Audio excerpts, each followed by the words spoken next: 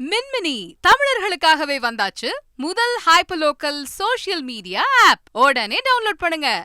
நாடாளுமன்ற தேர்தல் நெருங்கி வரக்கூடிய சூழல்ல தமிழ்நாட்டில் தேமுதிக யாருடன் கூட்டணி அப்படின்ற கேள்வி எழுந்திருக்கிறது. நேற்றைய தினம் பாமக கூட்டணி அமைக்கும்னு அறிவிக்கப்பட்ட சூழல்ல அடுத்த கேள்வி தேமுதிகவை நோக்கியதாக மாறியிருக்கிறது. இந்த நேரத்தில் மறைமுக பேச்சுவார்த்தை தொடங்கி இருப்பதாக தகவல். ஏற்கனவே பார்த்தோம், அதிமுக தேமுதிக பாமக உள்ளிட்ட கட்சிகளிடம் பேச்சுவார்த்தையை மறைமுகமாக தொடங்கி இருக்கிறது. உங்களுடைய டிமாண்ட் என்னன்னு கேட்டார்கள் அப்படின்ற தகவல்கள் எல்லாம் கடந்த வாரமே பார்த்தோம். அதனுடைய தொடர்ச்சியாக கூட இந்த செய்தி பார்க்கப்படுகிறது.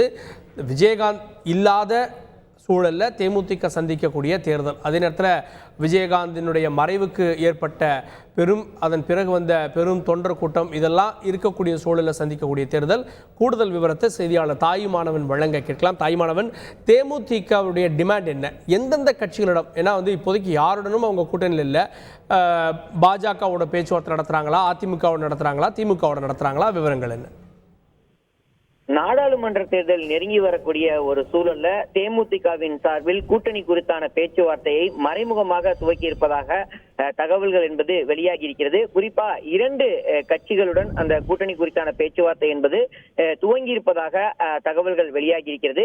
2011 மற்றும் 16 சட்டமன்ற தேர்தலில் தவிர்க்க முடியாத மூன்றாவது பெரிய கட்சியாக தேமுதிக இருந்து வந்தது. அதன் பின்னர் தேமுதிக தொடர்ச்சியாக வளர்ந்து வந்த நிலையில தேமுதிக தலைவர் விஜயகாந்திற்கு உடல்நிலை பாதிப்பின் காரணமாக அடுத்தடுத்த தேர்தல்களில் தொடர்ச்சியாக தேமுதிகவுடைய வாக்கு வங்கி என்பது சரிவை நோக்கி சென்றது. இதன் காரணமாக தேமுதிகவுடைய வாக்கு வங்கி என்பது 6% குறைவாக குறைந்ததன் காரணமாக இங்கே மாநில கட்சியுடைய அங்கீகாரத்தை இழக்கும் சூழலுக்கும் தள்ளப்பட்டிருந்தது.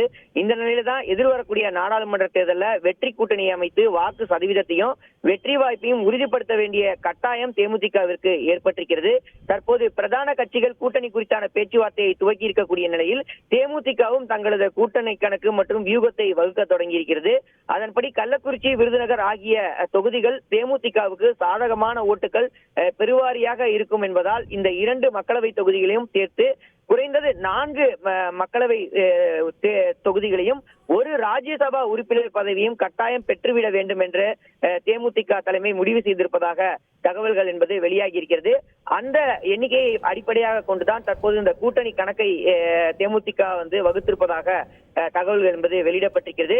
அந்த வகையில் இந்த நிபந்தனைகளை ஏற்கக்கூடிய கட்சிகளுடன் கூட்டணி வைக்க தேமுதிக தலைமை தயாராக இருப்பதாகவும், அப்படி கூட்டணியில் அங்கம் வைக்கக்கூடிய பட்சத்தில் வெற்றி வாய்ப்பு குறித்தும் சாதகமான அம்சங்கள் குறித்தும் கருத்தில் கொண்டு தேமுதிக அந்த கூட்டணி குறித்தான முடிவை எடுக்கும் என எதிர்பார்க்கப்படுகிறது. ஏற்கனவே விஜயகாந்த் அவர்களுடைய மறைவால் வாடி நிற்கக்கூடிய தொண்டர்கள் இன்றும் கூட விஜயகாந்த் நினைவிடத்திற்கு நேரில் அஞ்சலி செலுத்த வருகை தந்த வண்ணம் இருக்கிறார்கள். இந்த நிலையில்தான் தேர்தல் களம் நெருங்க விஜயகாந்தின் மீது அன்பை வெளிப்படுத்திய மக்கள் மற்றும் தொண்டர்களுடைய வாக்கை சிந்தாமல் சிதறாமல் அறுவடை செய்வதற்கு தேமுதிக தயாராகி வருகிறது. அந்த வகையில் அதிமுக அல்லது பாஜகவுடன் கூட்டணி அமைப்பது குறித்து வரும் நாட்களில் தேமுதிக நிர்வாகம் முடிவு செய்யும் என எதிர்பார்க்கப்படுகிறது. மறைமுகமாக அதற்கான பேச்சுவார்த்தையும் துவங்கி இருப்பதாக தகவல்கள் என்பது வெளியிடப்பட்டிருக்கிறது. கள்ளக்குறிச்சி, விருதுநகர் உட்பட குறைந்தது 4 மக்களவை தொகுதிகளையும் ஒரு ராஜ்யசபா பதவியையும் பெறுவதற்கு தேமுதிக திட்டமிட்டிருக்கிறது. குறிப்பா கடந்த நாடாளுமன்ற தேர்தலில் அதிமுக, பாஜக, பாமக ஆகிய கூட்டணியில தேமுதிக அங்கம் வகித்திருந்தது. ஆனால் தற்போதைய தேர்தலில் அதிமுக, பாஜக ஆகிய 2 கட்சிகளுமே தனித்தனியே கூட்டணி அமைக்கக்கூடிய நிலையில் இந்த 2 கட்சிகளில் ஏதேனும் ஒரு கட்சியுடன் கூட்டணி அமைப்பது தொடர்பாக தொடர்ச்சியாக மறைமுகமாக ஆலோசிக்கப்பட்டு வருவதாக தகவல்கள் என்பது வெளியாகி இருக்கிறது.